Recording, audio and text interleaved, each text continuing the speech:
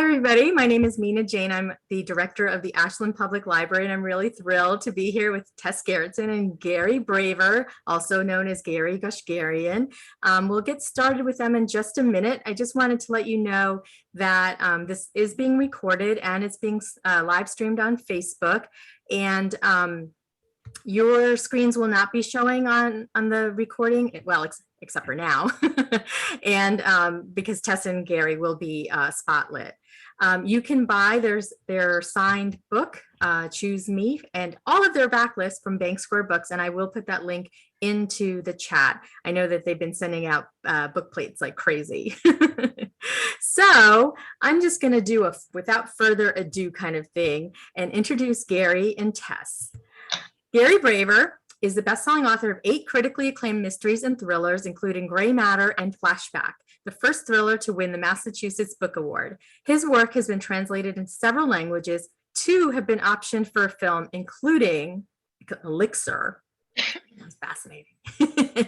And Tess Gerritsen, internationally best-selling author, has written 28 suspense novels with more than 30 million copies sold. Her books have been translated into 40 languages, and her series featuring homicide detective Jane Rizzoli and medical examiner Maura Isles inspired the hit TNT television series Rizzoli and Isles, starring Angie Harmon and Sasha Alexander.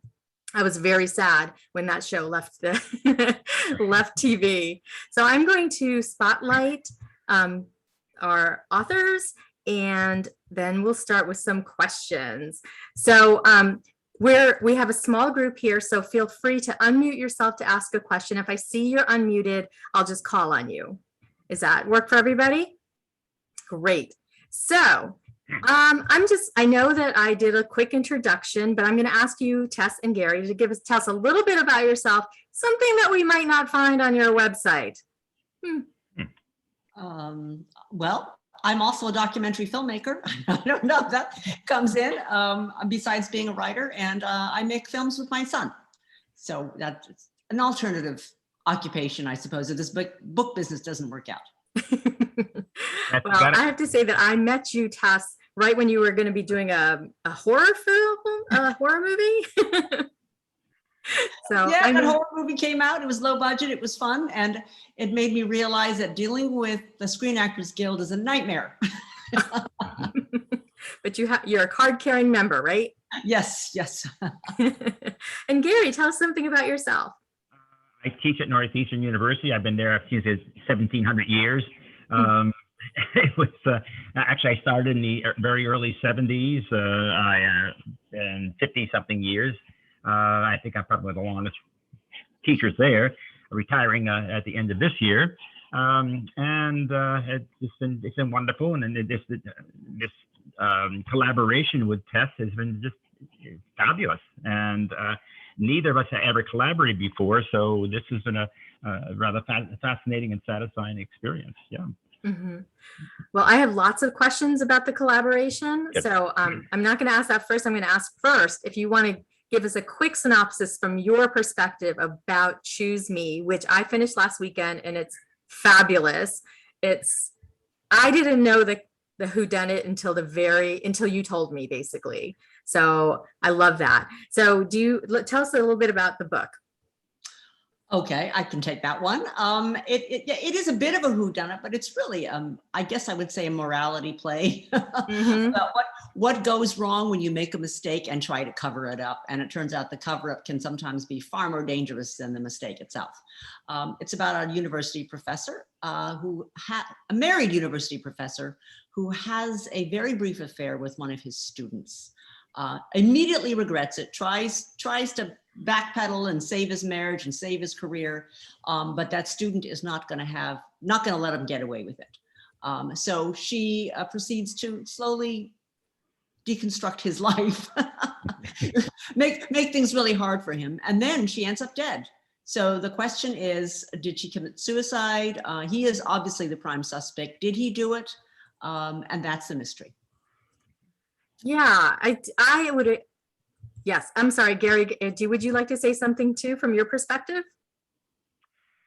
Well, the uniqueness about this book is that, I mean, two authors taking the female point of view, and I took the male point of view, and this came out of a cocktail party two Christmases ago, right at the height of the Me Too movement, when several famous men were being disgraced, and Matt Damon had been viciously criticized because he said that there's a spectrum of sexual abuse of women, from winking or touching or uninvited kiss to sexual assault. And he was badly criticized, and we kind of agreed there is a spectrum. So let's come up with an illicit affair and examine either side of the affair, the male point of view and the female point of view. It kind of started off as a he said, she said, and then it became he did, she did, and eventually it took this shape. But the book is, as Tess just said, it is a whodunit, but it's also a novel of characters, a novel of character, and we did not want to vilify either of the main characters, nor did we want to exonerate them.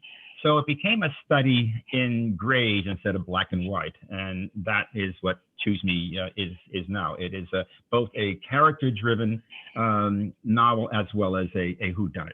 Mm-hmm. And we'll dig into some of those characters in a bit, because they're interesting. I hadn't realized that one took the male perspective, one took the female perspective, because I was going to ask, I read somewhere that you guys have known each other for 25 years. So how did you decide to do a collaboration now? Okay, well, I'll pick up from where Gary left off. So we were at this cocktail party. It was Christmas time, and we were talking about the Me Too movement. And I wanted to write something in the gray zone, not something that's really obviously a trespass on the man's part, but something that you could misconstrue either way. And I've often thought that men and women see things differently. If you were to have a man and woman experience the exact identical events, they might come away with a completely different description of what happened. So wouldn't it be interesting if we did have that situation, but a man wrote the male point of view and a woman wrote the female point of view, and what would we end up with? Would we end up with two completely different stories? So after we talked about it, and we didn't really know anything about this plot. We didn't have an outline. We'd never collaborated before. I think all we agreed on was that she would end up dead.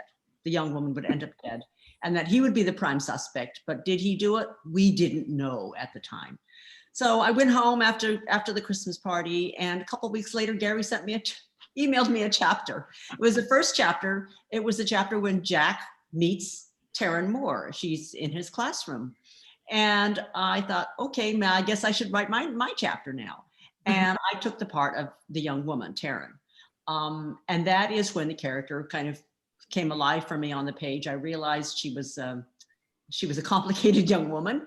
So I wrote my chapter, then sent it back to him. And it was this ping-ponging back and forth. He would write a chapter, I would write a chapter. Jack would do this, Taryn would do that. And it got to be where we were tormenting each other. These characters were tormenting each other. And every time one would do something bad, the other one would up the stakes. And so it was that kind of an acceleration of the plot that happened, just because I think we were reacting to each other. And also our characters were reacting to each other. Mm-hmm. So did you not ever sit down and plot this out of what your characters were going to do? I didn't. I think Gary may have. I had a vague sense of where it was going to go. I had a vague sense that Jack was going to find himself in a very tempting position with Taryn, and eventually he would yield. It was just the nuancing of the temptation and the resistance, and going back to his wife and feeling, oh, I'm getting myself into something really bad, and I'm the adult in the room. I should not let this happen. And there are issues at home too. So he wasn't saying it's my wife who made me do this, or the temptress part of Taryn made me do this. It is I who am doing this. And that was we didn't have an outline, but I knew there'll be a tipping point. He's going to yield, and he's going to feel terrible about it, guilty and regretful. So You know, that was and it sets a kind of an emotional arc as opposed to a plot arc. Exactly. That was, you know, it was the characters who determined where the story was going to go. Exactly. And, you know, Gary had this tough job of making Jack, who we already know was going to have his downfall. We already knew he was going to yield to temptation. How do you make a man like that likable? Especially when we meet his wife, and his wife is lovely in the story. How do you justify what he does? And so that was Gary's challenge, and he had to deal with that. And then I had to deal with the challenge of what kind of a young woman would stalk a man. Why can she not let go of this? Why would she decide that she was going to ruin his life after he rejects her? And so I had to go into her, you know, think about what kind of a woman she is, what her backstory is, what she's suffering from, the fact that she is a very needy woman who is also very passionate. And once she gets her teeth sunk into something, she's not going to let go. You know, in some situations that would be considered admirable. In other situations, it could be considered a nightmare. So that was where she came from. And as we got to know our characters, it became more and more clear what they would do next. Correct, yeah. Well, as a reader, I have to say that was not at all clear to me. So whatever you did was great. I have to ask about voice, because you were writing, now it sounds like chapter by chapter, going back and forth. How did you maintain the voice, not just of your characters, but of the story, given that it was like broken up in that way? Well, it helped, I think, that we were writing in chronological order. The first draft was A happens, B happens, C happens. We weren't bouncing around with our time frame. We started off writing chronologically from the beginning of the affair to the death to the investigation. And when we finished that, our wonderful editor, Gracie Doyle, said, I really like this female detective, you know, because there is a detective who comes into the investigation after the girl dies. She says, I want to move her to the front of the story. Is there any way we can bring her in? And that's how we ended up with introducing the very first scene is going to be Taryn Moore dead. So we see her after she's already died. We see Detective Frankie Loomis on the scene doing her job. And then we step back, we go back in time to see how did we get to this horrible point. So there's a little bit of a flash forward and then a flashback. It's also made some sense to do that. Since this is billed, advertised as a murder mystery, you know that a student is going to die. And so why not open the book with the scene of her body being found and the homicide detective that our editors absolutely adored? Why not have her open the book? And that made, instead of going up 20 chapters leading to the actual homicide, the death, and then the introduction of Frankie Loomis. So it just made great sense. And Gracie Doyle said, I love this character, put her up front. And Tess did. I did also. So I guess I'm still going to dig into the collaboration a little bit, because once you had your characters down, how did you decide on things like setting and plot? I mean, it sounds like you plotted as you went chapter by chapter, but then, you know, the setting, the space, where they were coming from, all of that. The individual chapters that we wrote determined the setting. I knew Jack had to be in a classroom, so having been in the classroom for 50 years, I knew what that scene would look like. He goes home to his wife. I knew what that scene looked like. They go to a conference, and I created that scene. And then the smaller scenes in between, the actual physical movement was determined by those scenes that led up to that. And Tess had the same thing. She has a homicide detective who's going to move from home where her daughters are to the homicide scene, and et cetera, et cetera. So it was pretty much determined by ourselves. I didn't say, do you think I should move this someplace else now, or have Jack be elsewhere? It just generated itself as we were writing our own individual chapters. And we put the puzzle pieces snapped together as if they were kind of magnetized. It really helped that we were writing about our own lives in a way. I mean, not that we've done any of these things. Speak for yourself. It's just that, I mean, this is a university campus, and he knows this like the back of his hand. So it was easy for him to use that setting, just as it was fairly easy for me to use the clinic setting where the wife works, and the autopsy scenes, which I know that too. So yeah, we were bringing our separate worlds into one book. And fabulously too. And I don't know if everybody knows this, but Tess, you were a physician before you became a writer? Yes. I was an internal medicine doctor. And even though I am not a pathologist, I have been in the autopsy room probably about a dozen times. So I see that Effie has unmuted herself, so I'm just going to call on her. I do. I have a question. In fact, you actually surprised me because I finished the book and you did keep me on my edge of my seat with it.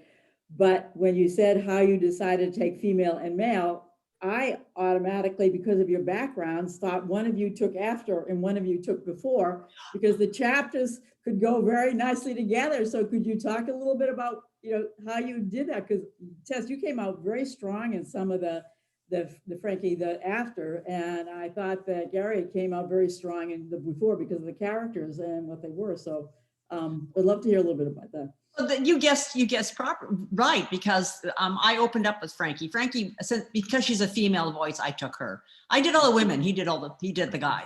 So yeah, I mean, I think Frankie was very much a reflection of myself as a mom. I love the idea of a middle-aged female cop because I feel like they bring wisdom, they bring experience to their jobs. And I also feel that maybe they see a crime scene a little differently. So when she walked onto that scene and she was seeing things that a mother would see, and realizing something is wrong because she has two teenage girls at home. So that was where Frankie came from. And the before and after was really more a matter of sort of like putting together a little Swiss watch, trying to tell a little bit of the story after the introduction and not giving away too many clues. That was a real tough part because you're going back and forth. Any one of those transitions can reveal something that will tell you the answer to who the killer is. So you know what? It was really just a lot of editing, a lot of shoehorning of things, and a lot of getting the gears to mesh. I like what you said, Gary, but maybe it's Tess, about how it seemed to like be magnetically thrown together at the end. Like it just, it seemed to like just come together like a big old magnet. I love that. Thank you. Thank you, Effie. So again, with the collaboration, what did you think was the hardest part of the collaboration? I think it was actually meshing everything together. That's the final thing. And Tess had a lot to do with that, giving it a single style, even though we had two separate voices, and then putting together, rearranging making chronological instead of, linear that way. Yeah. I compare it to being a film editor. You've shot all these scenes, and it's all sitting on in the edit room, and then you start to snip and put things together. Right. And it was fun, but it was also really, what's the word? Frustrating. It was frustrating because you put these two things together and realize you've just screwed up the chronology, or you've just revealed something. And so there was a lot of playing around with it. But what helped, I think, was that both voices were really strong. I mean, I think Jack and Taryn were pretty well balanced in terms of their passions and their emotions. Jack's primary emotion was guilt and shame and how do I save my life, and Taryn was more how do I have my revenge. So when you have two really passionate people, it makes it a lot more fun to read and to write. And very interestingly, and Tess and I talked about this before, and almost in kind of awe, we were about half to 2/3 through, we still didn't know who the villain was. Jack is a bad boy, but we didn't know who would be responsible for the death of Taryn Moore. And we knew who our candidates were, and we knew how each one could have been motivated. But you try to hold that card close to your chest so people won't guess. And what about this one? What about that one? So we were going back and forth with emails, and it was really kind of, I look at some of the old emails and they're hysterical, how about so-and-so? No, that's not going to work. And we had our reasons, which made sense. And then she said, yes, candidate Z is going to do it. Although, in the scheme of things, who did it was not really as important to the story. We could have chosen any number of people. It probably still would have worked. And a surprise was not the point of the story. I mean, if people go and say, well, I always had my eye on that character, that's okay. What you really wanted to see was, how does Jack Dorian respond to having done something wrong? And I hope it makes people think, well, what would I do? How would I react? How far would I go to save my marriage? Would I kill? Because I think there are several points in the story where Jack's thinking, if only she were dead. And you just know that if you were given the chance to push that girl over the railing, he might have thought about it. Certainly he would have thought about it, but would he have done it? Mm-hmm. Well, I'm going to go into the whodunit part later because like I said, I did not know who did it until the end. And so it kind of makes sense that you didn't know who did it until the middle, at least to me. So to go back to, you've told us about what the hardest part of collaborating was. What was the best part? For me, the best part was I didn't have to do the homicide detective because, she's a middle-aged woman, the mother of 2 teenage daughters, and Tess could map into that. Tess has written Rizzoli and Isle novels and others all the way back, and she has had detectives. I've only done 2 cop books in the past, and they were excruciating because I did not want to be influenced by CSI or any of the cop shows on television. And I spent many, many hours interviewing homicide cops because I said, walk me through a crime scene and have it get screwed up in a real way, not in, and be solved eventually, as not in 47 minutes on television. But I want to know what these steps were. And also I wanted to know, what is it like for a Boston homicide detective to go home to his family and sit there with a spaghetti dinner after seeing people have been shotgunned to death, and still maintain humanity, not want to chew on the barrel of your gun. And so I knew that would mean a lot more research if I had to take a female detective. We knew that Tess's audience is strongly female, and this book should have a female detective. So I'm so glad she handled that. And also some of the medical stuff in there. My medical stuff in my other novels means a lot of research. Tess has been in autopsy rooms and she's been a doctor for a dozen years. So, so it was those aspects of creating characters and scenes were important to have Tess as my cohort. But the other thing was, when you're writing solo, which is what we've all done all our lives, sometimes you get to say, is this good? Am I going in the right direction? So I would turn to Tess and say, what do you think about this? And she'd give me a response. And that was gratifying and the best part of it. I mean, it was good to have this double check, because it's true. I mean, sometimes we think, am I writing something that's really boring? And then we hear from the other person. I would say that the most fun that I had actually was writing this incredibly complex, weird girl. It's I know that actors say they always love to play villains. Everybody wants to be the villain because it's fun to play. In a way, it's fun to write a complicated female character like this. Someone who is just on the edge of losing it. Someone who because she's pushed to the edge, starts to do bad things. And it was fun to torment Jack. I hate to say it, but it was fun to see, what's Taryn gonna do next? Oh, she's gonna go to Jack's wife's clinic and pretend she's a patient just to get a good look at her rival. All these little things that, as a soap opera actress, I would have adored. That scene horrified me, I have to tell you. It was getting into most fun, like the Fatal Attraction sort of. Exactly, yeah. Without going all the way of Fatal Attraction, right? Yeah, there was no rabbit in the book, which is thankfully for you younger people. Fatal Attraction, you'll have to watch it someday. Yeah, it's funny. We just assume that we're all culturally tuned into Fatal Attraction, but the younger generation's going, huh? Yeah. Right. But don't you know, they'll be looking for it on Netflix tomorrow. So let's talk a little, let's get back and get into the book now. Who did that research, that deep dive into the books that they used in the class Star-Crossed Lovers? I mean, that was incredible to me. Well, I could take that. Karen has to take a course with Jack. And as Cece knows, you know, we have very large classes at Northeastern, and we have seminars, which are usually capped at 15. And so I needed to come up with a course that would be thematically germane to the novel Tess and I are writing. So it would be a seminar, and these students get to know each other in 3 or 4 months, and this professor would get to know them. And so what I came up with is Star-Crossed Lovers. I just made this up.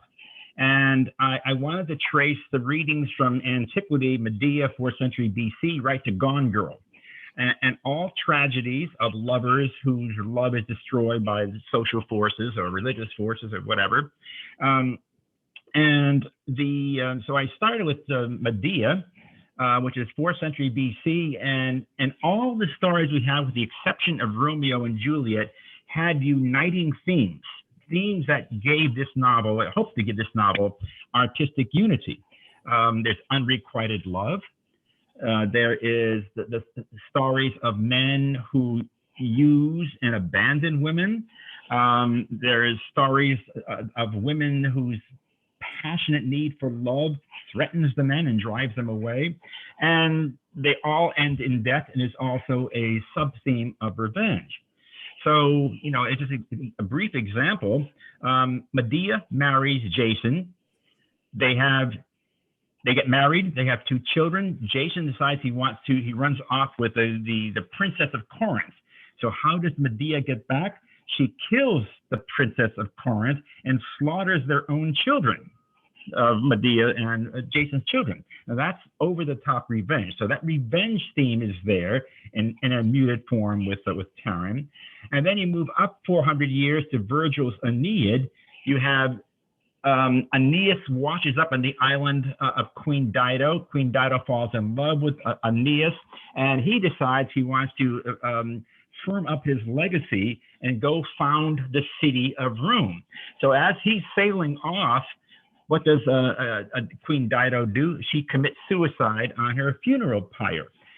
So that we have suicide as a possible way of solving Cameron's problems of being rejected by her boyfriend and then rejected by Jack, or there is vengeance, and they all end tragically. And so that course, that made-up course, pretty much gave this kind of unifying artistic unity, this thematic unity, and that is reflected, and that reflects and kind of broadcasts what happens to the characters in this novel. I think it also, the other unifying theme is it's women who feel too deeply. Women who are so passionate that it destroys their lives, whether they kill themselves or they kill somebody else. It's just like their love is so all-consuming that it turns into tragedy. Mm-hmm. There's one other point, is that the name of the course is Star-Crossed Lovers, and Star-Crossed suggests fated, some higher power up there, God or the gods pushed us into each other's arms. Now that's a nice romantic notion, but it's absolutely antithetical to what we're doing. The people in this book are responsible for their actions. They are the ones who went into each other's arm of their own free will. And in case of Jack, he did not resist enough the temptation that Taryn offered. And he is the adult in the room. He's twice her age. He's her professor. That should not be, particularly with Title IX that says professors are not supposed to have a romantic relationship with students over whom they have grades and any other kind of supervisory authority. So let's talk about that concept of romance though in this book, because the stories you just told about to me are not romantic. Like, and Taryn's perspective on them is very different from everybody else's in the class. And she brings that like passion of not just vengeance, but like, let's look at this from a different way that I thought was fantastic. And eye-opening. And Tess, you wrote Taryn. So how did you work that into her character? Well, see, Taryn comes from a perspective of having been abandoned by her father, having been broken up with by her boyfriend. So abandonment is kind of it's almost like the way her life has been up till now. And what she is looking at when she sees these other female characters in literature, in history, is who do I identify with? And she's not going to take anything lying down, because she just feels like women should be stronger. And in essence, she feels pity for those women who just roll over and play dead. So that was where I was coming from with her. I just wanted to know that Taryn she believed in female power is really what she believed in. She's very much a feminist. And I think that she was taking all these stories from antiquity and thinking, that's not a feminist. I am, and we need to change the narrative on these stories. Mm-hmm. And in fact, that's happening in the scholarly world too today. That feminist scholars are looking at the stories of Medea and the stories of Dido and saying these women were strong.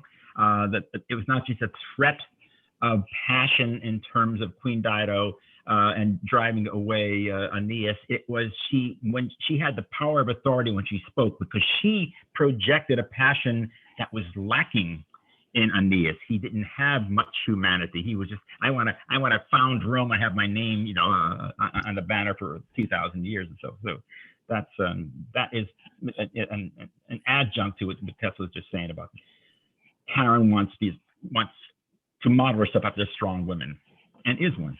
Mm-hmm. It is interesting when you look back at history. I mean, history, I like to think that history is really built with explosions and wars. That's how we see history. It's big booms. But women see history, I think history is spoken in a soft voice. A lot of history that is never recorded. It's the women who have kept the home fires burning, or who kept soldiers on the battlefield, who raised their children. All this fantastic history there's no record of it, because we didn't make explosions. Mm-hmm.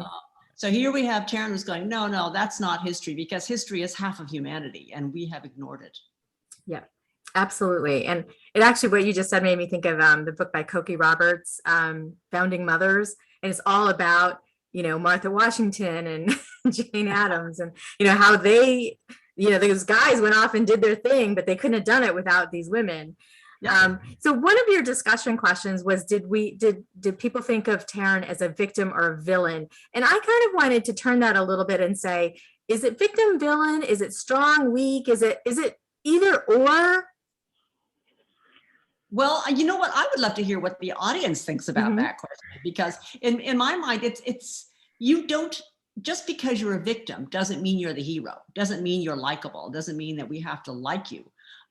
You can be a victim and also be horrible. It's just that in crime fiction, we don't very often see that. Usually the victim is somebody we want to have justice. We want to do justice on behalf of that victim. Well, what about the victim that nobody likes? We don't see that very often in mystery novels. Mm-hmm. I'm curious what the audience thinks. Do they see Taryn as a victim or a villain, or both, or neither? I don't know if anybody's going to answer that. on some of the reviews say I really did not like the character Taryn, and which is interesting, but in a sense it's almost too judgmental, because Tess did a good job making Taryn understandable for her motivations. Mm-hmm. That she's complicated. She's been scarred by other men, and going back to her father leaving the family. So there is a motivation to get what she wants. And Jack is attracted to her motivation to want to grow up and get a doctorate in English and teach college as he does. So she's that drive, which is an academic. I want to make something of myself. I came from the other side of the track in a small podunk town in Maine, and I was rejected by this doctor's son. I want to prove that I've got the stuff to go where I want to go. Mm-hmm. And he helps her along. So he is as any professor, is turned on by a really well-versed, smart, talented, and determined student, and that is, part of the attraction. Mhm. So, Tess, aren't you from a podunk town in Maine? Sorry. I'm actually from San Diego. I do live in a very, very small town in Maine right now for the last 30 years. It's I just not love that podunk either. But the thing about Taryn is that, I don't think anybody is pure good or pure bad. I just think that we were, as I said, we were playing in shades of gray. Mhm. And what I loved about Taryn was her passion. She's not going to roll over and play dead for anybody. She's determined and she's smart, and those are admirable things. And yet it's so funny how readers just say, I hate her, she's crazy. But there is something to admire in her as well. Yes, yes. I see Effie has her, is unmuted. Yeah, I felt like a bouncing ball because I liked her at some points and felt her the victim, the hero. The time when I really found myself so disturbed by her was how she used her classmate. And actually the point of he became her stalker, and so that's when I think I leaned more to not liking her at all and thinking, yeah, she's getting what she deserves. She's She's a user. She's definitely a user. She was a definite user. Yeah. Yes, but it's funny. I think we all know people like that. We know user people, and we know to eventually stay away from them. So in a way, I think that she should be a familiar kind of a personality, and they're the kind of people you probably don't want in your life. Yeah, that's scary. Can I dig into that a little bit? Because I've also heard in reviews that people were sympathetic towards Jack up until he really, went off the rails a little bit. And I wondered if when you were writing it, you were thinking, or there was some talk about the fact that people would not like Taryn, but they would feel sympathetic towards Jack. And was that a male-female thing, since you started this conversation about the Me Too movement? That was the challenge, to humanize him and to make him sympathetic but not pathetic, and to make him remorseful.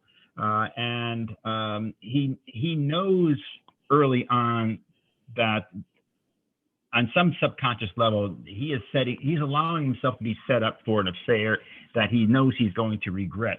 The actual scene, the tipping point scene, was, I think, very well balanced, because it's almost like neither one is the initiator. They're both initiators. It is after the fact that Jack's remorse comes through. He goes home to his wife, and the very first things out of his mouth are lies, little bitty lies. Mm-hmm. And he sees himself, I'm becoming a cliche. I'm now an adulterer. I've had a sexual moments with a student. I mean, what have I become? And that, I think, without going too far, making it too overblown, I think was worked toward making Jack a little softer and a little more understandable and perhaps sympathetic to some readers. And that takes the edge off of his being a bad boy. The truth is, Jack is the hero of this book. This is really about him. And it's an exploration of his guilt. And you have to, in the end, understand why he did the things he did and feel the emotions that he's going through, his panic. And if you don't like Jack on some level, then, maybe the book wouldn't be so much fun for you. But I think that most of us can identify with people who make mistakes. We all make mistakes. And Jack's incredible guilt and his every effort to try and make everything right. That's the real journey of this book. Mm-hmm. I just wondered in that part of the question, if I always felt that Jack only felt bad because he was getting closer and closer to being caught, and his lies were tripping him up more and more and more. So that's why I guess I felt like he was not super sympathetic, but I don't know if other people felt the same. Right. When things turned really dark, I mean, it went in a direction, her death was so unexpected that then he's worried about his own skin. I mean, I could do life in prison if I'm perceived as a bad guy. But even before that, I'm going to lose my marriage. I'm going to lose my career, the two pillars of his life. So he was scared, but it's fear of being really exposed. And he said that early on in his own head. If this gets out, I'm in deep trouble. Mm-hmm. So there is a kind of a continuity in his conscience here.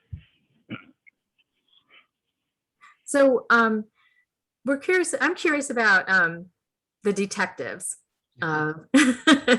As you said, it's really important for you to have a middle-aged woman detective. She has children just younger than Taryn. And so it's really a big part of how she sees this. Do you think it was an advantage for her to be a woman in this particular case? You know what? I think it's an advantage for a woman, for a detective to be a woman. I think, all this, except for all the sexism they're going to deal with on the job, I do think that we need a man and a woman because they see different things sometimes. Mm-hmm.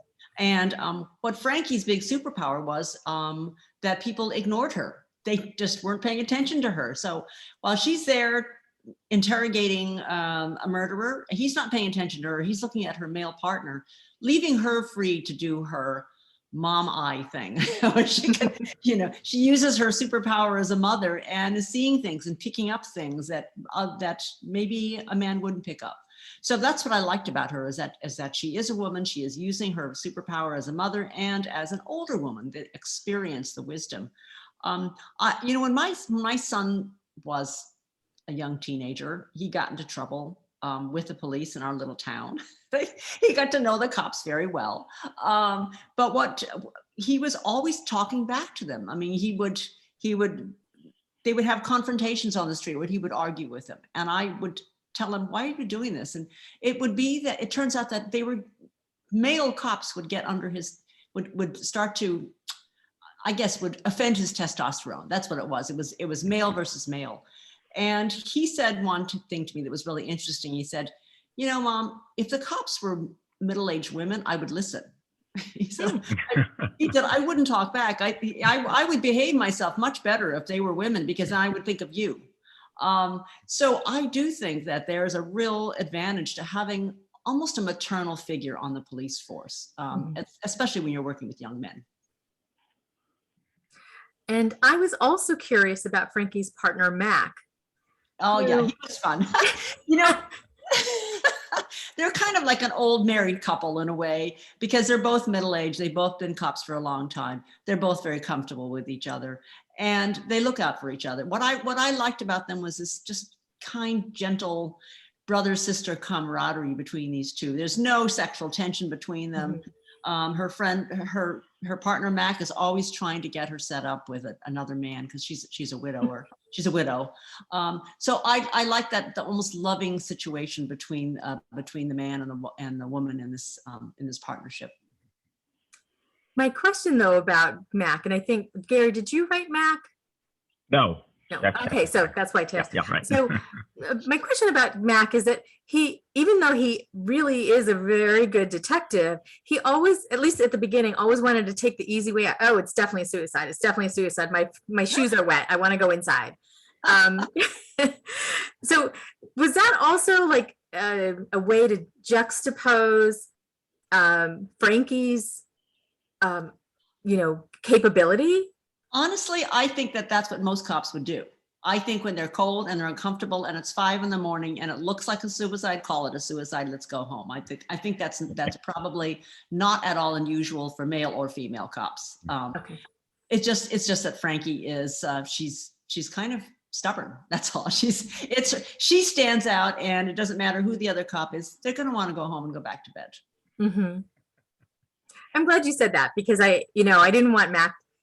Because when he was interviewing things, he came across so strong, but there were times when you're just like, is this why the bad guy did what he did? Because they have this perception that cops are going to do that. Yeah.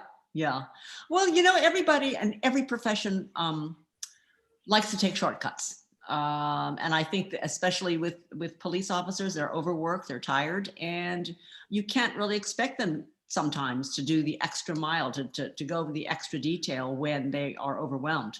Mhm. Absolutely. I think that's so true.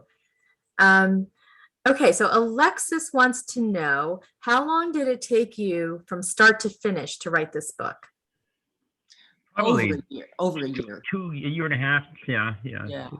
It took longer for us to do this together than it would have taken us to do our individual books. I think, well, partly because we had to wait for the other person to do his before we could get on to the next section. You were also traveling, Tess, quite a bit. I was traveling. I was on book tour for another book, and I was simultaneously writing my next Rizzoli and Dials book. So there were a lot of things going on. I was teaching full time too. Yeah. So you actually wrote this before the pandemic? Yes. Yes, that's right. Yeah. Okay, so will there be more collaborations between you? Will we be seeing more Frankie and Mac? I think we're both moved on to our other solo projects. Yeah, I'm working on a spy novel now. Rizzoli and Dials novel is finished, and I'm going on to a completely different series character. I think she'll probably be a series. Yeah. I've got 2 other novels that are done, and one I'm working on. We're going to wait to send. There's no publication date on the 2, but that may happen soon. And I'm 2/3 through another one. And then one I'm working on, the one that is probably going to be first, is called Served Cold. It is again a murder mystery, academic setting.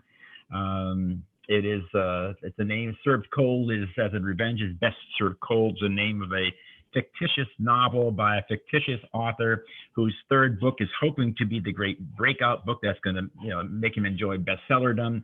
And he's absolutely savage in the New York Times book review by a young college professor who's up for tenure and wants to impress his tenure committee and deans that he's attacking this book for an example of a book that dumb down America. And the reviewee goes after the reviewer, and their lives get entangled and very dark stuff happens. So anyone's ever written a book and got a bad review will probably love this. It sounds like we will. Effie had unmuted, but then she wrote, would we like to discuss Jack's wife? Jack's wife is a projection, I suppose, of my own wife. She's not a physician, but someone that he adores. She is someone I adore. And she is very moral, very decent person, very kind. And in this book, she's overwhelmed with her own. She's a physician. She has long hours. She has all the paperwork after she's taking care of her patients, and she's very caring about them. And sometimes they get sick, and sometimes they die. So when she comes home at night, she has very little time for them, little romance. And so Jack feels like he's living a bachelor's life, and that sets him up for Karen. So. And I can vouch for the fact that Gary's wife is adorable. I will take that voucher. So just to finish out our day, our hour, a question I like to ask people: when you're not writing, what's the last great book you read? Oh, okay. The last book we read, I'm sorry. The last great book you read. I'm in the middle of reading. It's really funny because I can only think of the book that I'm reading at the moment. I can't remember the one that I read before that.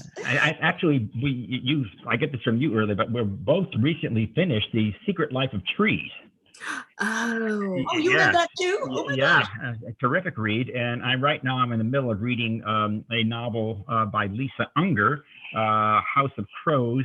And I recently finished John Bainville, an Irish writer. Kathy and I went to Ireland a couple of times last few years and absolutely fell in love with the country, and then now I begin to fall in love with many of the contemporary Irish writers. John Bainville, yeah. I think is that a pseudonym? I think John Banville's a pseudonym for another name. It is a pseudonym, and the book I read by him is Snow.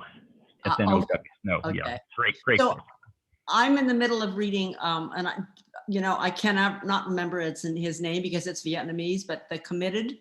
That's the name of that's the title, and he won the Pulitzer Prize for his last book about a half Vietnamese, half French. Actually, it's a drug dealer in Paris after the Vietnam War, but it's his poetry, his poetic language is beautiful. Was that The Sympathizer? Yes, Sympathizer was the first one. Yes. Okay. Yeah. Those are wonderful books. So are yours. And I just wanted to say, I did put the link for Bank Square Books where you can buy signed books from Tess and Gary from this program.